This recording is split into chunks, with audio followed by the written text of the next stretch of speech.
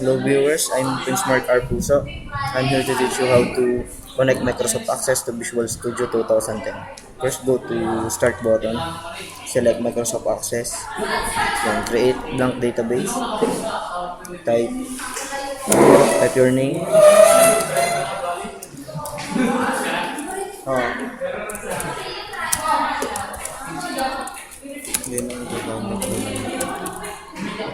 then enter.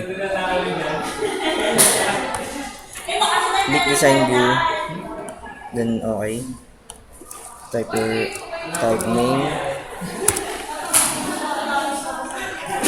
age, gender, then click view and save.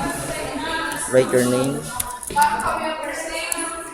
age, gender, name,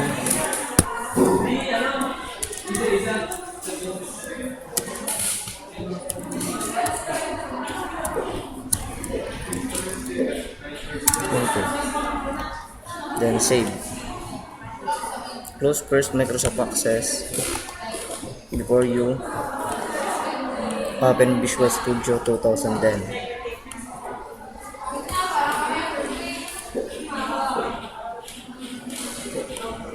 Create new project, type your file name,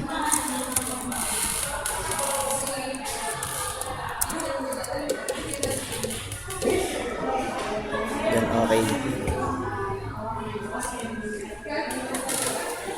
And here is your form. Click add new data source, click database, next,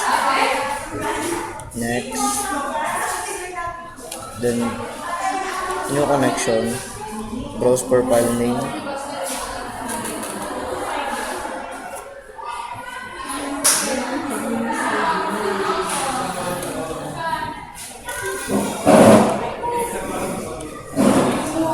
then open. Test connection first, then okay. Press next, then yes. Mark tables and views, then finish.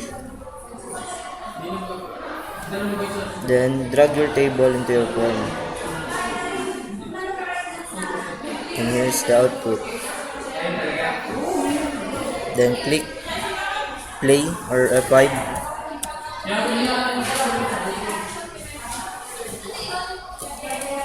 And voila!